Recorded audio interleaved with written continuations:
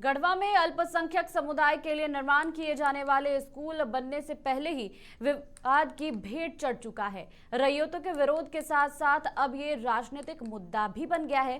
School निर्माण को लेकर जारी विवाद पर देखिए समाचार प्लस की खास रिपोर्ट। गढ़वा में प्रस्तावित अल्पसंख्यक स्कूल विवादों की भेंट चढ़ चुका है। सदर प्रखंड के फरटिया पंचायत अंतर्गत आदिवासी बहुल इलाके में सरकार की ओर से बनाए जाने वाले स्कूल को आदिवासी जमीन हड़पने की साजिश बताई जा रही है। उरांव और चौधरी समुदाय के लोगों का कहना है कि बात अगर सिर्फ स्कूल बनाने की है तो वो सरकार किसी भी जीएम लैंड पर बनवा सकती है। इसके लिए आदिवासी जमीन ही क्यों? जमीन सरकार ले रहे हैं, अब उसको में हम सरकार को ज़मीन नहीं देंगे। मेरा बाल बच्चा कहाँ जाएगा? दो को बाल बच्चा है हमारा, लेकिन हम मियाँ जी को वो ज़मीन नहीं देंगे। हमारा ज़मीन यहाँ से लेकर के वहाँ तक है साहब, हम लोग कहाँ जाएंगे बताइए आप? हम लोग मर जाएंगे, बाल बच्चा के लेकर के कहाँ जाएंगे? किसके दरबार पे जाएंगे आप बताइए? कि लुटाई जो हो रहा है, क्या हो रहा है? जबरदस्ती खेत लूटा जा रहा है। किसके द्वारा?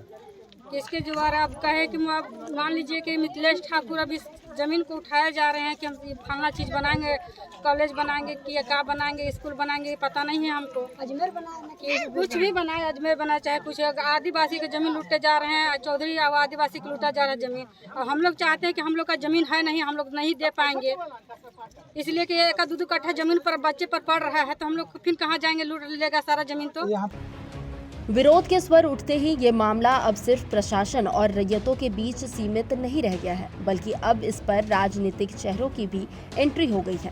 पक्ष विपक्ष की जारी इस लड़ाई में एक ओर जहां भाजपा के पूर्व विधायक सत्येंद्र नाथ तिवारी ने आदिवासी जमीन पर स्कूल निर्माण को उनके अधिकारों का हनन बताया है, तो वहीं दूसरी ओर जेएमएम के जिला अध्यक्ष तनवीर आलम ने इसे पूर्व विधायक की ओर से जनहित के मुद्दों पर राजनीतिक रोटी सेकने का नाम दिया है। अल्पसंख्यक का विद्यालय आया है नहीं, अल्पसंख्यक का विद्यालय मोदी जी ने भेजा है। सरकार जिसकी है, अल्पसंख्यक है या बहुसंख्यक है, शिक्षा में कैसे सुधार हो उसके लिए बहुत सारे सरकारी कॉलेज बन रहे हैं, अल्पसंख्यक कॉलेज बन रहे हैं, अल्पसंख्यक आवास बन रहा है। इस तरह का ये व्यवस्था है। आवासीय विद्यालय अल्पसंख्यक का जरूर बने, लेकिन गरीब, दलित, आदिवासी, पिछड़ा जो आज 100 वर्ष तक जिस जमीन पर अपना खेती बाड़ी करके अपना जीविकोपार्जन करते हैं, आप उसको कबाड़ करके आवासीय विद्यालय, अल्पसंख्यक विद्यालय वहाँ मत बनाइए। हम उसका विरोधी हैं। हमारे आदिवासी भाइयों को लेकर के, चौधरी भाई के सब जिनको आपत्ति है, अगर सरकारी भूमि चिन्हित हुआ है अंचल पदाधिकारी के द्वारा, तो जिनको अगर दिक्कत है तो सक्षम पदाधिकारी के जहाँ जा करके वो अपना आपत्ति दर्ज करा सकते हैं। अगर जमीन उनका होगा, रसीद करता होगा, तो देखा जाएगा।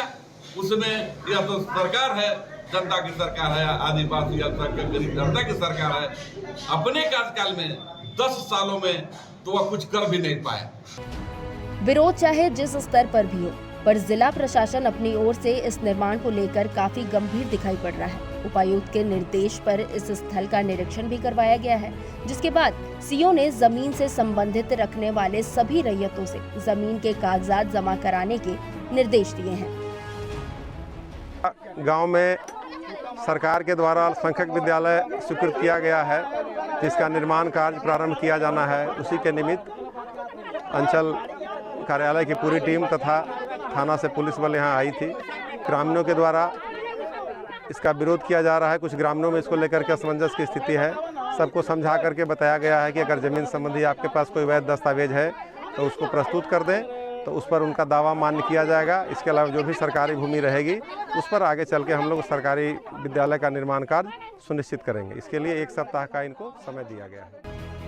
दो समुदाय के नफा नुकसान के बीच फंसा ये स्कूल निर्माण का मामला सिर्फ स्कूल तक सीमित नहीं है, अब ये राजनीतिक मुद्दा भी बन चुका है। बहरहाल देखना दिलचस्प होगा कि किस तरीके से जिला प्रशासन और रैयतों के बीच इस निर्माण को लेकर समन्वय स्थापित हो पाता है। गढ़वा से समाचार प्लस के लिए विनय पांडे की रिपोर्ट।